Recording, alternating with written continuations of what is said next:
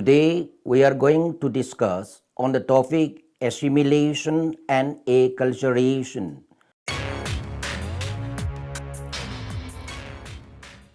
Culture consists of the acquired or cultivated behavior and thoughts of individuals within a society.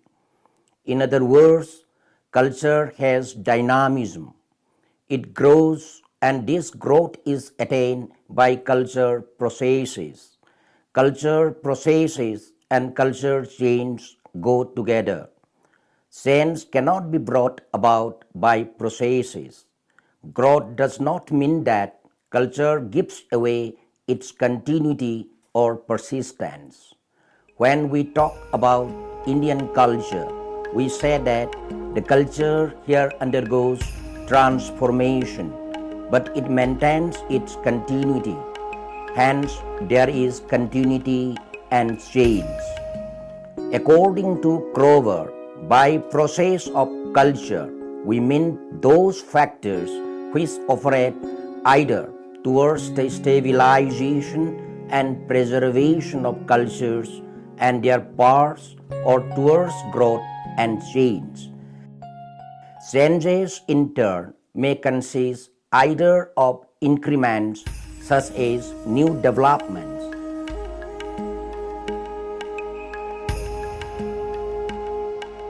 inventions and learned traits acquired from outside, or of losses and displacements. Culture processes take place when one generation hands over its culture to the new generation. We shall here discuss assimilation and acculturation processes of culture in order to understand cultural growth properly.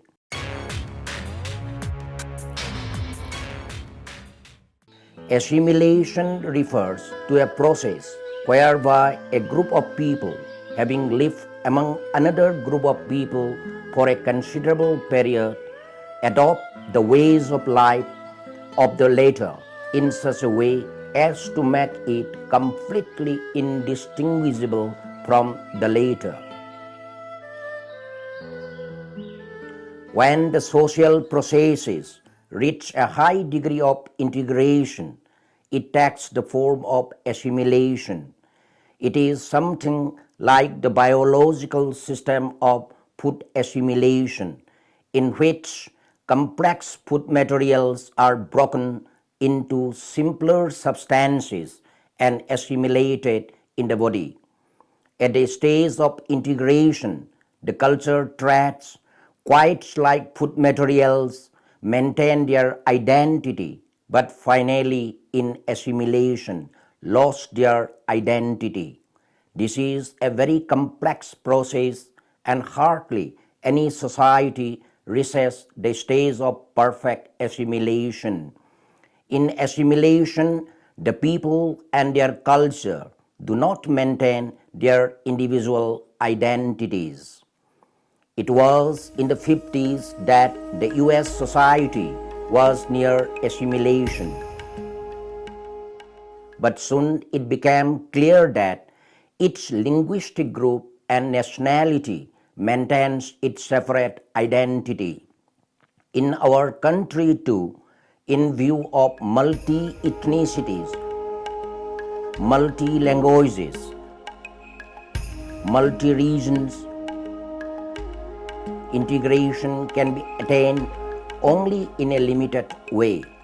We can maintain our ethnic identities and at the same time identify ourselves with secularism, socialism, democracy, and scientific ethics. We could also follow a common economic system and mode of administration. In this kind of integration, on one hand, the different aspects of culture maintain their identity and autonomy, and on the other hand, fall into the national mainstream.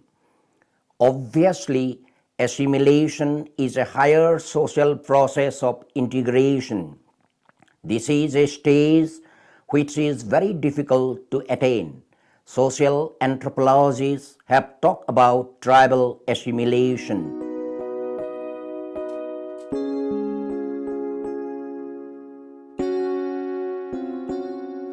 G. S. Gure, in his book The Scheduled Tribes, argues that some Indian tribes have taken the path of assimilation.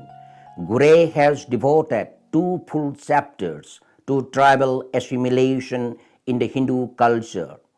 In the same way, N. K. Bose, in his book The Structure of Hindu Society, 1975, maintains that there is a specific method of Hindu culture to absorb the tribals within its fold. However, generally, it has been observed that the process of assimilation is very complex and perfect assimilation seems almost impossible. According to Crover, acculturation comprises those changes produced in a culture by the influence of another culture, which results in an increased similarity of the two. The influence may be reciprocal or overwhelmingly one way. Herskovits considers acculturation as the strongest mechanism of culture change. Culture diffusion is also possible through acculturation.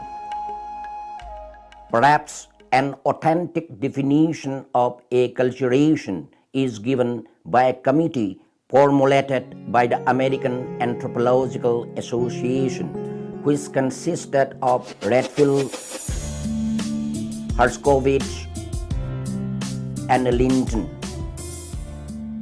According to this committee, quote, acculturation comprehends those phenomena which result when groups of individuals having different cultures come into continuous first-hand contact with subsequent changes in the original culture patterns of either or both groups, unquote.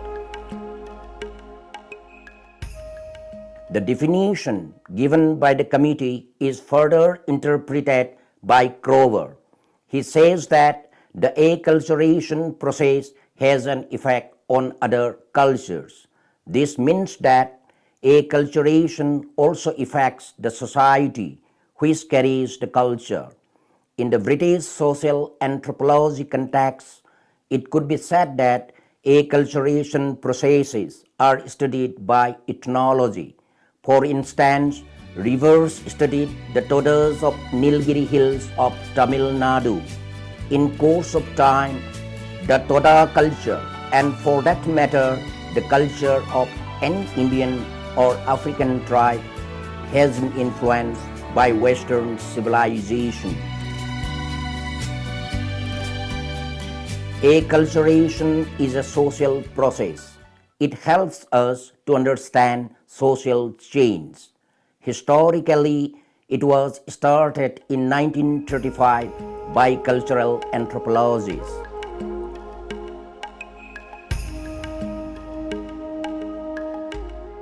Both historical and empirical facts are obtained through this process. It is found useful even in the fields of psychology and education. In the developing countries, acculturation studies are quite popular. There have come about a large number of acculturation studies. Jan Breman's study of tribals of South Gujarat, S. L. Doshi's study of Bhils, and Betty's study of Sripuram village are examples of acculturation studies. These studies held out an exciting promise of showing how the wheels of culture change go round. One can see what people have been, what they were, and what they are turning into, and why.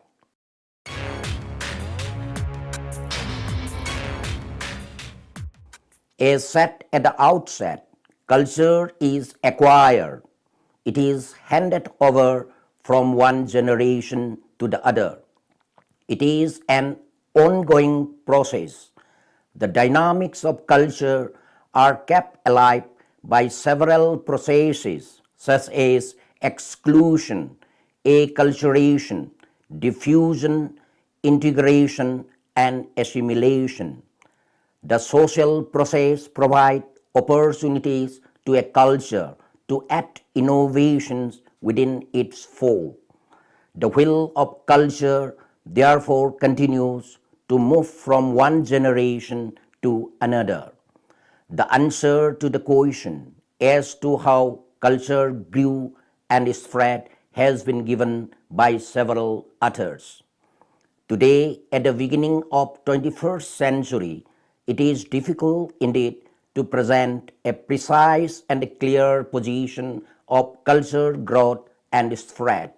This has been very pointedly put by Herskovits.